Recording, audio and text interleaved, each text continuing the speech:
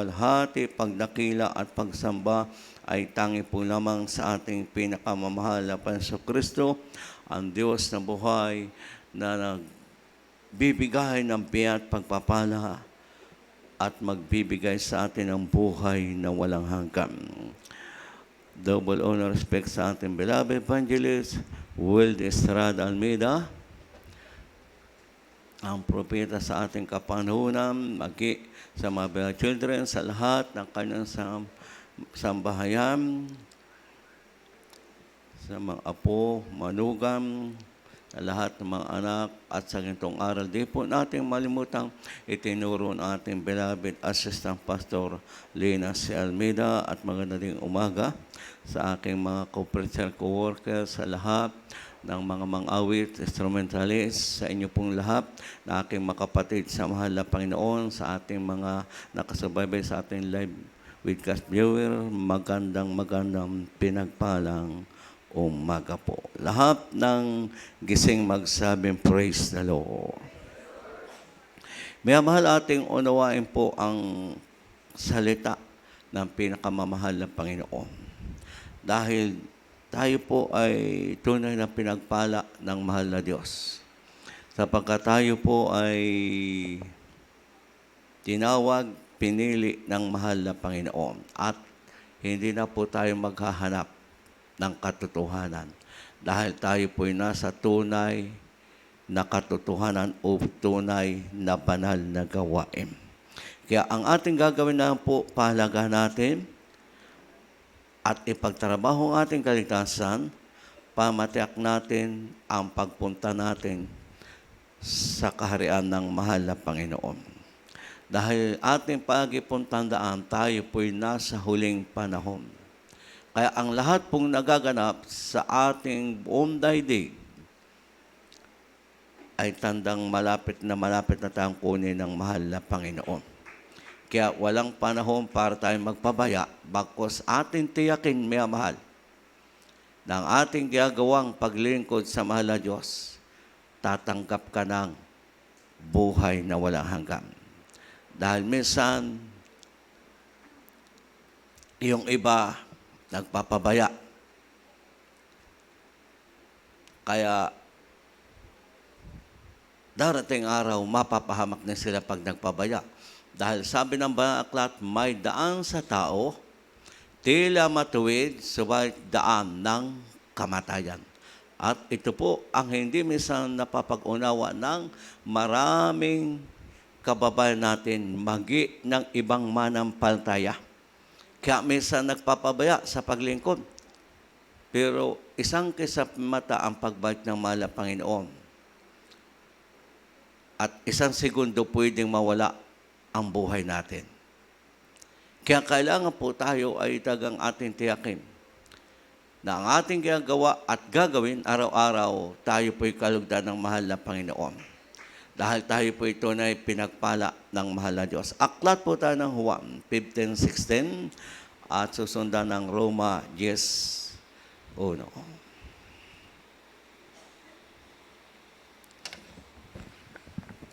Ang Ebanghelyo ay kay Juan Kapitulo 15, talatang 16. Ako'y hindi ninyo hinirang, ngunit kayo hinirang ko, at akin kayong inihalal upang kayo magsiyaon at magsipagbunga, at upang manatili ang inyong bunga, upang ang anumang inyong hingin sa Ama sa aking pangalan, ay maibigay niya sa inyo. Amen. Dito po ay napakalinaw, may mahal. Pag hinimay po natin ang talatang ito, ay talagang tayo tunay pinagpala ng mahal na Diyos. Subalit, kailangan natin gampanan ang tungkol natin sa mahal na Panginoon. Sapagkat dito po ay napakalinaw. Ako'y hindi nyo hinirang, ngunit kayo'y hinirang ko, at aking kayong inihalal upang kayo'y magsiyaon at magsipagbunga. Dito po ating makikita, hindi tao ang tumawag sa atin o pumili o humirang, bagkus ang pinakamamahal na Panginoon. Tayong lahat, alikabok, basahan di karapat-dapat mamanggit po ng pangalan ng pinakamamahal na Panginoon. Subalit tayo'y ginawang karapat-dapat Dahil simula nang tayo po ay mabautismo sa pangalan ng pinakamamahal na Panginoon Jesus, nalinis na tayo o napatawad ang ating kasalanan. Ngayon tayo po'y malinis na tayo tunay na pamilya ng mga Panginoon o tunay na anak ng Diyos, mayroon tayong tungkulin. At kayo aking inihalal upang magsiyaon at magsipagbunga. Lahat magsabing Amen. Habang tayo po'y nandito sa daigdig na to at naghihintay tayo sa pagbalik ng malapan, ang bawat isa po sa atin, inutusang, ang sabi nga, kayo'y magsiyaon at magsipagbunga. Ang tanong ngayon, at dapat natin tanong sa ating sarili, ano ang bunga ng ating paglingkod sa mahal na Panginoon? Una, na dapat nating malamang ano ang bunga, tayo po ba'y may naakay sa paanana ng mahal na Diyos? Tayo po ba'y may nailapit na kaluluwa sa paanana ng mahal na Panginoon? Dahil sabi, kayo'y aking inihalal upang magsiyaon at magsipagbunga. Ibig sabihin, inutusan tayo. Anong sabi po ng aklat ng Marcos? Magsiyaon kayo at ipangaral ninyo ang Ebanghelyo sa lahat ng kinapal upang ang sasampalatayan at mabautismuhan ay maligtas. Ngayon, ang linaw, tayo inihalal, inutusan, magsiyaon at magsipagbunga. Dapat tayo po lahat may mahal ay may mailapit sa paanan ng mahal na Diyos bago dumating ang mahal na Panginoon. Yan ang number one. Dapat tayo po may bunga sa paglingkod sa mahal na Panginoon. Tayo may mailapit sa paanan ng mahal na Diyos. Kaya kailangan po tayo lahat dagdagan ang panalangin at dagdagan natin ang ating pagsisir o pagbabahagi ng kabutihan ng mahal na Panginoon. Kung tayo dati may mahal, ay magaling sa Marites at hanggang ngayon magaling pa tayo sa Marites, pero hindi sa pagsisir ng kabutihan ng mga Panginoon, mag-adjust tayo o magbago tayo ng pananaw o gawain. Ang kailangan natin ngayon, i-share ang kabutihan ng mga Panginoon. Kaya, ang sabi, kayo inihalal upang magsiyaon at magsipagbunga. Kailangan may bunga tayo ngayon sa paglingkod sa mahal na Panginoon. Mayroon tayong kaluluwa na mailapit sa paanan ng mahal na Diyos. Mahal sa buhay natin, ating kaibigan o kapitbahay o sino man. Dahil ito po ay tungkulin natin.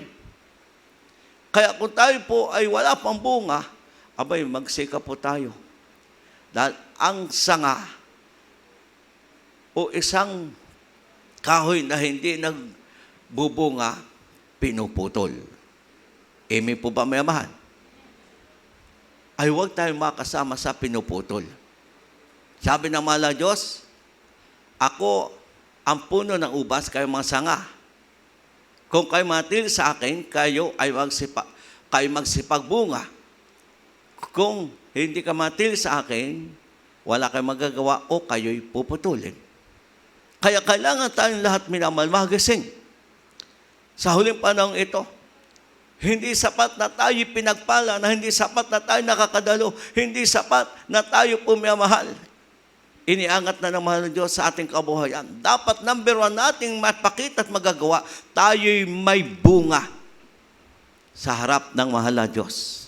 Kaya kailangan natin palagi magpatuto, mag-share para mayroon taong maliligtas o mailapit sa panamahal na Panginoon.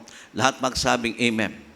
At anumang inyong hingin sa pangalan, ibibigay sa atin ng mahal na Panginoon. Lahat tayo po may hinihingi. Pero paano ibigay at paano natin tanggapin? Gawin po muna natin yung tungkulin natin.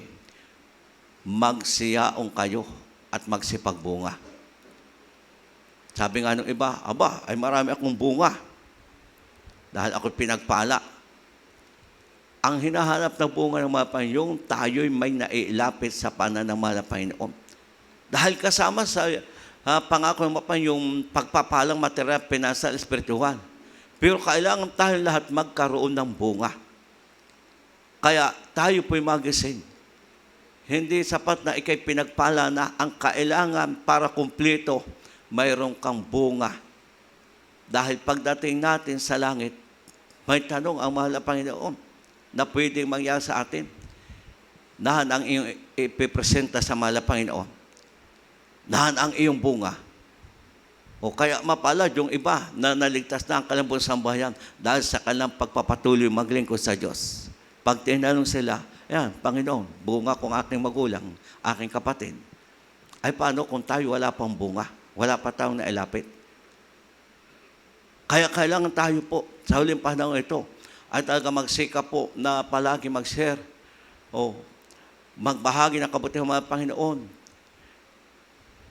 Yung ating mga cellphone gamitin natin po sa ating pong mga pag-share ng kabutihan ng mga Panginoon. O tingnan mo po yung iba, kaya naligtas dahil po sa ating mga sa YouTube, sa internet, isinishare nila ang gawain ng mahal na Diyos.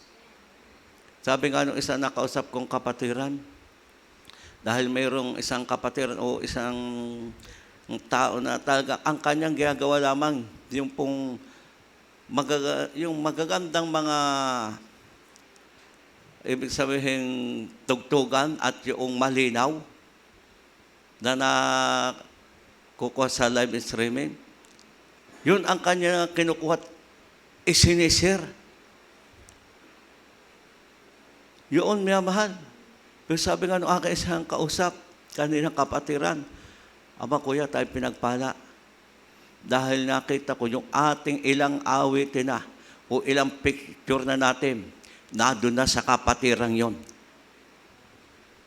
Oh. Dahil yun lamang kanyang kinukuha. Kung malinaw, yung ating live, yung sound, ayun ang kinukuha niya.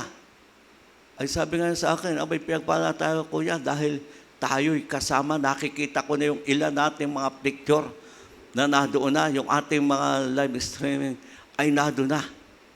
Yung ating awit ng choir, nadoon sa kanya. Pero hindi lahat. Dahil ang kanya kinukuha yung malinaw at ayos ang sound ng instrumento.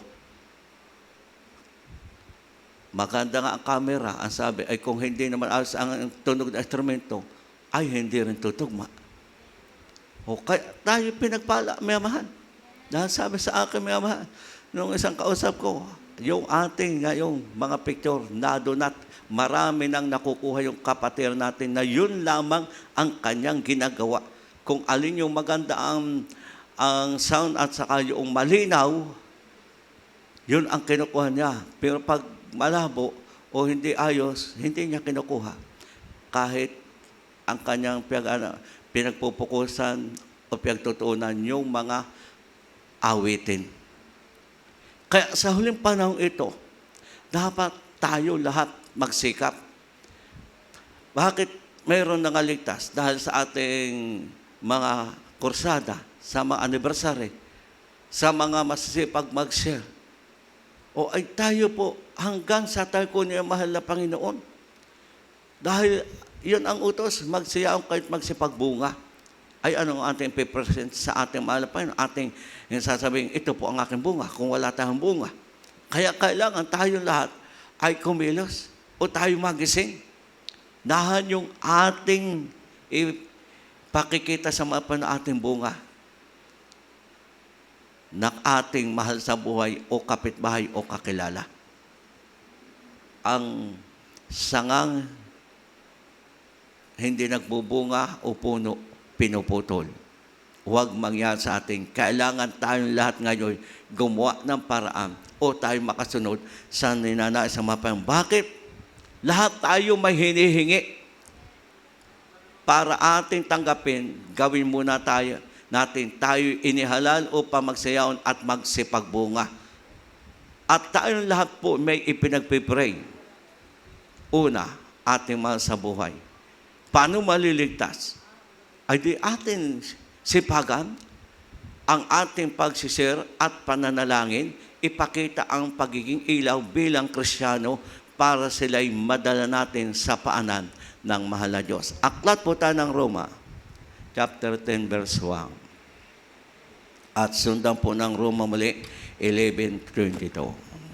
Dito po tayo sa mga taga-Roma, Kapitulo 10, talatang 1. Mga kapatid, ang nais ng aking puso at ang aking panalangin sa Diyos ay patungkol sa kanila upang sila'y mangaligtas. Amen. Amen. Pakibasa na yung nandiyan ka na.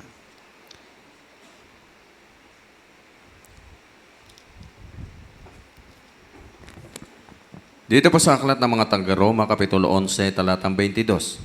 Masdan mo nga ang kabutihan at kabagsikan ng Diyos. Ang kabagsikan ay sa nangahulog. Datapwat ang kabutihan ng Diyos ay sa iyo.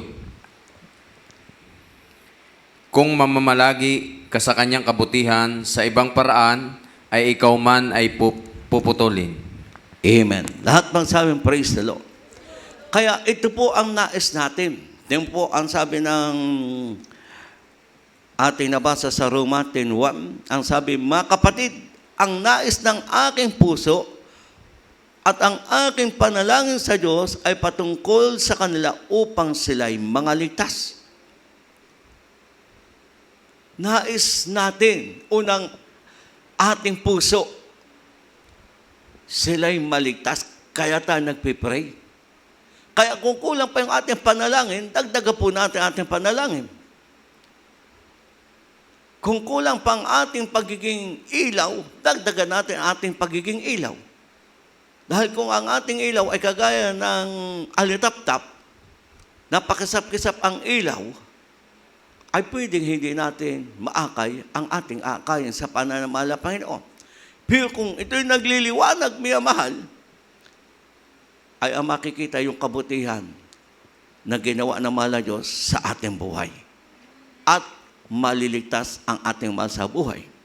Tanda-tanda ko, ang sabi ng ating mahal na kapatid, Sister Robe, yung tatay ni Sister Juna, yun naligtas, hindi sa pagsisir. Naligtas mahal dahil nakita yung pagbabago sa ating mga kapatid kay Sister Robe. Dahil kahit umuuwi umaga, dahil galing sa lasing, galing sa, minsan yata, nasa diskuhan, hindi na pinagagalitan, simulang mabautismuhan, hindi na sinisermonan. Kaya, naligtas sapagkat nakita yung ilaw o pagbabago sa ating buhay. Kaya nga, may naliligtas po, hindi sa pag-itan ng salita, may naliligtas sa pamagitan ng pagiging ilaw natin na tayo ay tunay binago ng mahal na Panginoon. Dahil kung tayo nga po ay nakakadalo sa ating paggawain, pag-uwi naman natin sa ating tahanan, ay nadong pa rin yung dati nating ugali. Nung tayo po hindi pa naliligtas, ay hindi makikita ang ilaw. Ang kailangan makita sa atin yung pagbabago sa ating buhay. Lahat magsabing praise the Lord. Dahil pag nakita sa atin yung pagbabago, usig na lang. Yung sabi nga, nagsasalita ng hindi totoong kagaya ng sa mga naunawang pataya. Pero kung ang sinasalita nila ay tama pa sa atin dahil ginagawa pa natin, hindi maliligtas. Ang kailangang makita sa atin, yung pangingilaw. Ang sabi nga ng aklat ng Mateo, lumiwanag nawa ang inyong ilaw sa salibutang ito upang luwalhatin nila ang ating Ama sa langit. Dahil pag nakita yung bubuting bagay o magandang bagay o pagbabago sa atin, sa sabitagan nagbago nga. Pero sino nalhati? Ang ating mahal Panginoon sapagat ang mahal na Panginoon ang nagbago sa ating buhay. Kaya kailangan po ito yung ating ipakita para tayo po'y mayroong maging bunga sa harap ng mahal na Panginoon na naglilingkod sa mahal na Panginoon. Di ba? Ang sarap ng pakaramdam pag tayo may nadala sa gawain. Di mo po, pag tayo may kursada, pag mayroong event, tayo may kasamang baguhan. Oh. Magpatuloy man o hindi, tayo ang sarap ng pakaramdam. May katuwaan, may kaligayahan, may kapayapaan dahil tayo may dala sa paanan ng mahal na Panginoon. Ay di higit, kung ito'y magpapatuloy, plus, maligtas pa ang kanyang mahal sa buhay. Di ba? Ang sarap ng pakaramdam. Lahat magsabi, praise the Lord. Kaya nawa po ating i-apply ito sa ating buhay sapagkat napakalinaw, mahal. Masdan natin ang kabutihan ng Diyos. ang kabutihan ng Diyos sa namamalagi sa Kanya. Subalit, ang sabi nga, kung hindi ka mamalagi, ay lilipulin ka, nakagaya ka ng isang punong kahoy na mapuputol. Huwag na natin hintayin tayo po ay paluin o tayo po'y mawala pa sa presensya ng mga Panginoon. Napakadami nagsabi, yung mga nabackslide, yung mga nanghina o nalamig, napakahirap bago makabalik sa paglilingkod sa mga Panginoon. Ay, paano kung hindi ka na makabalik? At nag-rapture na o binawi na iyong buhay, paano ka pa? Kaya nga, ang sabi, masdan mo ang kabutihan ng Diyos. Nakita natin ang kabutihan ng mga Panginoon. Lagi natin, yun ang bulay-bulayin para tayo makapagpatuloy, maglingkod sa mahal na Panginoon. Huwag na natin tayo mahal ang palo bago tayo sumunod. Sa ating pagsunod, hahabulin na tayo ng pagpapala, hindi palo. Pero pag tayo ay kagaya ng isang matigas ang ulo na ayaw sumunod, may palo na darating.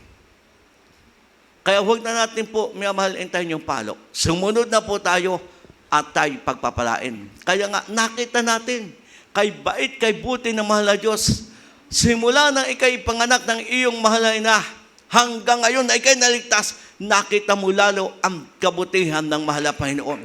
Kaya, pahalagahan na po natin yun. Yun ang ating apply sa ating buhay na ang ating mahal na Panginoon napakabuti sa atin. Kaya naman hindi tayo iniwan, pinabayaan. Kung may dumating man na hindi natin inasahan sa ating buhay, ipinahintulot dahil tinuturuan tayo ng mahal na Diyos. Basta po may dumating sa ating buhay na hindi natin inaasahan, tayo tinuturuan ng mga Panginoon na magpakumbaba at manalig sa mahal na Panginoon. Yun po. Dahil pag tayo po'y anak ng Diyos, hindi na ikaw masusunod, ang mahal na Panginoon. Kaya tayo po ay tinutuwid, minsan tayo po hindi na nakikinig. Tumama man sa atin sa ng Diyos, sa ating panambahan o sa mga patutuo. Tayo minsan sa patutuo, tayo tiyatama ang pakang pinipreachingan. Pero minsan, hindi mo na ini-apply sa iyong buhay kung ikabubuti mo. Kaya pag nakita mo ng Diyos na para kang matigas ng ulo, matigas na iyong puso, doon darating yung palo.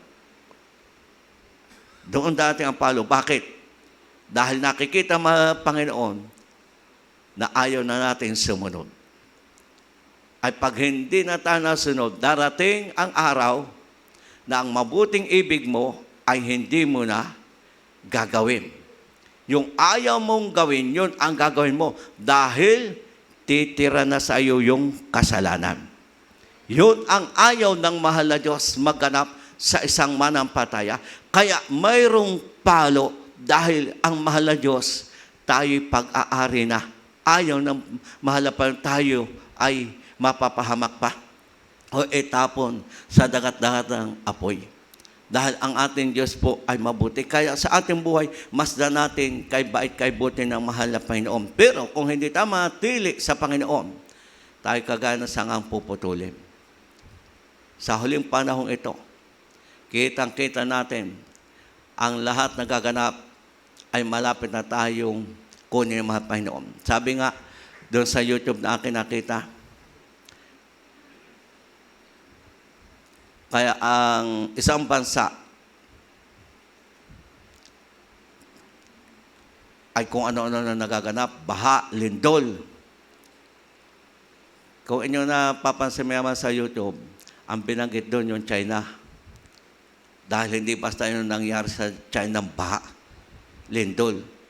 Dahil pinarurusahan na ng Diyos, ang sabi ng iba. Pinarurusahan na dahil isinunog ang Bible. Nalimutan ang mahal na Diyos. O kaya yan, nangyayari na hindi nila inaasahan. Sabi nga ng isang tao, hindi nagaganap ito dati sa amin. Ngayon lang. Dahil unti-unti nang ginigising sila ng mahal na Diyos. Sa ating nakikita at napapakinggan, tayo po lahat ang kinakausap ng Panginoon na tayo po sa huling panahon ito na tinawag at pinili ng Diyos, talagang gawin na po natin ating magagawa na pagsunod sa kalooban ng mahal na Panginoon. dahil tayo'y malapit ng pumunta sa tunay nating bahay o ating pong bayan sa piling ng mahal na Panginoon. Lahat po magsabing, praise the Lord. Aklat po tayo ng Revelation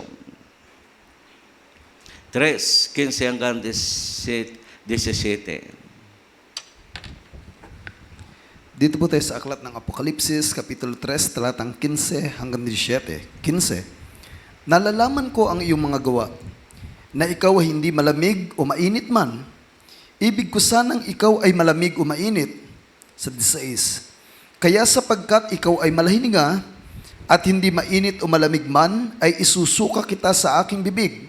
Sapagkat sinasabi mo, ako'y mayaman at nagkamit ng kayamanan at hindi ako nangangailangan ng anuman, at hindi mo nalalamang ikaw ay aba at maralita at dukha at bulag at hubad. Amen. Amen. Lahat ng sabi, praise the Lord. Ito po ang maging kalagayan ng mga taong ayaw magbalik loob sa Diyos. Sa mga tinawag na naman ng Panginoon at magpapabaya at magpapalamig-lamig pa, dahil sabihin, doon sa 17, mayaman, lahat nasa Kanya, kaya pwedeng sabihin ng iba, bakit ako maglingkod pa sa Diyos? Anong kailangan ko sa Diyos? Kumpleto na ako. Pero pagdating ng araw, lahat ng tiyatangkilik ng tao, hindi makakatulong sa kaligtasan. Kaya ano sabi, pagdating ng araw, ikaw ang hubad at kawawa at ikaw ang aba. Kaya dito po, tayo kinakausap ng salita ng mga Panginoon. Nalalaman naman ng Diyos lahat ng ating gawa. Kaya tayo po'y magsikap pong mainit na naglingkod sa mahal na Panginoon. Talagang kung naramdaman natin tayo ng hinalo, paypay, tulungan po natin ating sarili. Dahil dito, nakikita mo pa yung pag ikay malahininga o malamig, isusuka ka ng mahal na Panginoon. Ito po yung sobra na sa kalangsangan. Gapang na. Siring, hindi na malaman kung paano ang paglakad. Ito magsusuka yun. Dahil sa daming nainom. Pag tayo Kristiyanong pabaya, palamig-lamig, mainit ay ulo. Hindi ka mainit ay sa Panginoon. Pagdating ng araw, akala mo palangit ka, ikaw pala iwan. Lahat nasa iyo. Karunungan, katanyagan, pira, trabaho, kalakasan. Wala kang pahalaga sa iyong kaligtasan, sa iyong kaluluwa. Anong sabi ng biyasa? Ikaw, pagdating ng araw, ikaw ang hubad at aba. Dahil lahat ng tiyatangkilik ng tao patungkol sa kaligtasan, hindi makatulong sa atin. Kaya anumang kalaga natin, pinagpala ka, iniangat ka, pahalagahan po natin ay ang kaligtasan natin, ipagtrabaho. Pamatiyak natin ang pagpunta sa langit. Kaya nga, dito po, pinaunawa ng mga Panginoon. Kaya tayo po ay tulungan natin ating sarili. Pag tayo pa nanlalamig, tulungan natin. Magsikap, magpure, manalangin. Magsikap dumalo. Dahil kahit tayo nanlalamig o nanlupaypay, pag tayo nagpipilit dumalo, unti-unti mawala sa atin ang panlupaypay. Dahil may mapapakinggan kang patutuo na papatak ang luha mo sa kabutihang ginawa ng mahal na Diyos. Maalaala mo yung kabutihang ginawa ng mahal pa sa iyong buhay. Kaya ikay maglalakas at titibay at maibalik mo ang iyong paglilingkod sa mahal na Diyos. Kaya tayo napakapalad, mga mahal. Palagi natin tandaan, napakalaki ng kaibahan natin sa ating ilang mga kapatid sa mahal na Panginoon. Dahil yung iba na amin nakikita sa aming pinupuntahan, na ating mga kakapatiran, talagang nakakaawa. Dadalo, walang pera, lakad pa, may karga pang bata, may akay pa, outlusong, dahil may sapa, may bundok. Bundok ang kanilang bahay. Pero nagpipilit po, may mahal, silang maglingkod sa mahal na Panginoon. Dito, sa atin, ang pinakamalayo dito, yung taga-Kalamba na choir. Kung may malayo mang na Tagalipa, ay parang kayo kagaya mo yung mga kapatiran na kikita namin naglalakad. Kaya napakaganda po ating kalagayan. Lalo nating lubusin ang sarili nating pagkaltas na may takot at panginig. Kagaya sa aming mga pinupuntahan, minsan rotation kami, kagaya ngayon, si Bamar nasa Aurora. Sa biyahe na lamang, tagang pagod ka na. Lalo pag commute may amahan. Dahil nga yung pag-Holy Supper, parang hiwa-hiwalay kami dahil nga ang request ay dalawin malaman po yung hindi namin napupuntahan. Dahil nga palaging may worker paglingkod sa Narciso, ay di yung Aurora sa Andres ang wala. O ay nag-request nila na kung pwede naman sila puntahan kahit Holy Supper. Kaya tayo po'y napakapalad. Kaya ang dapat natin gawin, mga mahal, magpakainit po tayo. Dahil pag nasa atin ang lahat at sabihin mo, parang hindi ko kaya kailangan na maglingkod sa Diyos, mapapahama ka. Dahil ang tupa ng Diyos at tunay na anak ng Diyos at may Espiritu ng Diyos at pinitinirang ng mga Panginoon ay masunurin. Lahat magsabing praise the Lord. Pag tayo masunurin, kilalang-kilala tayo. At kung tayo kilalang-kilala ng mahal na Diyos, pagpapalain tayo at magmamanang buhay na wala hanggan. Aklat po tayo ng Juan. Yes, 27-28 at pakibasa ang huling talata, Deuteronomy 5:29 bago po tayo aawit.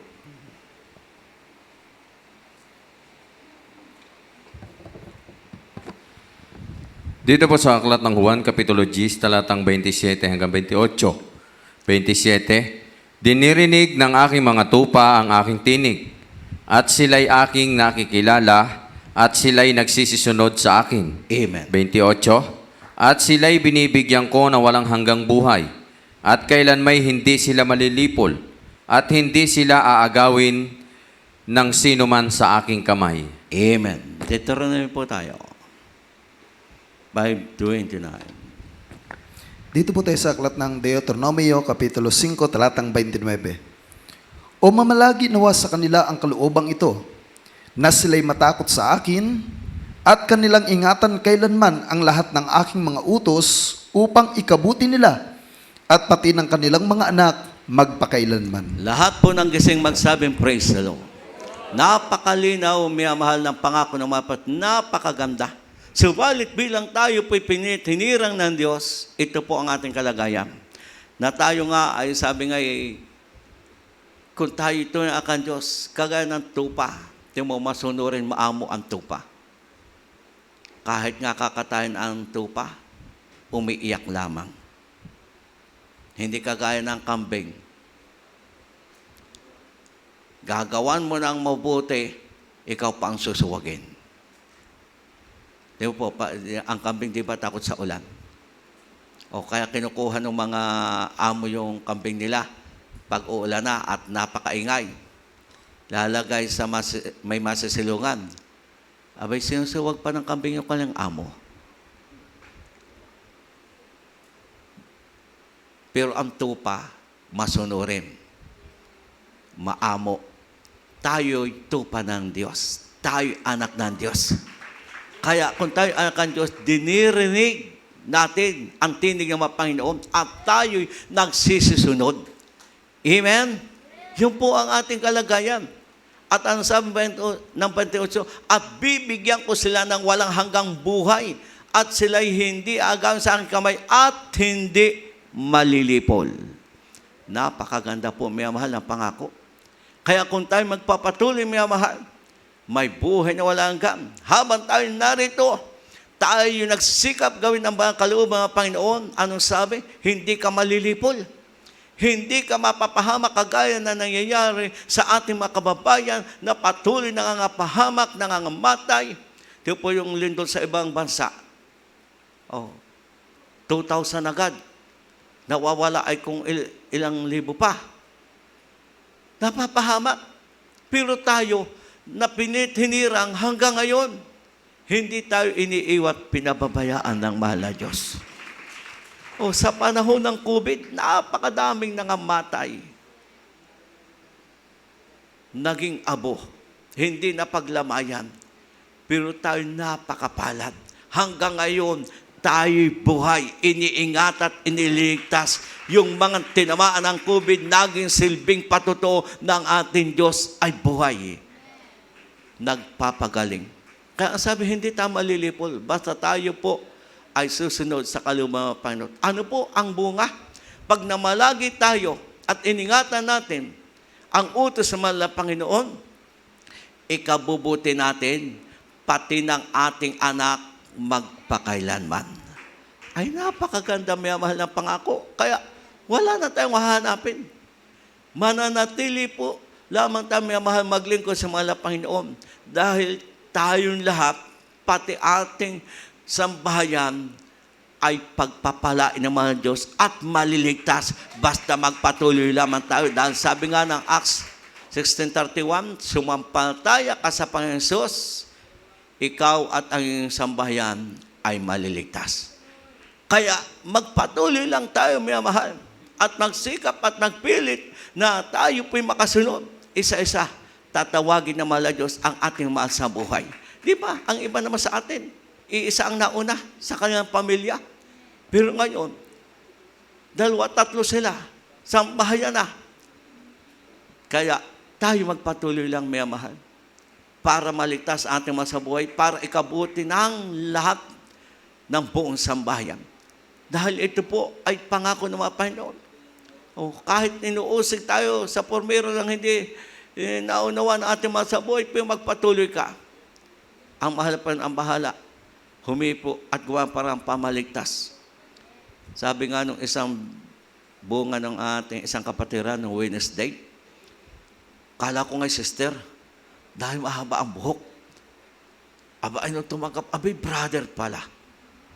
Adi, binautismuhan. Ang sabi, kuya, marunong yan sa instrumento dahil manugtog sa sanlibutan. O, ay sabi, sige, alagaan mo at baka ay magagamit ng mahal na Panginoon. Sa katuwaan ng kapatiran, dahil kababata o kaklase, ay kanya na isama at nabautismuhan. Siya, dagdagan mo pag-alaga at magagamit niya ng mahal na Panginoon. Nandun yung katawan at kagalakan.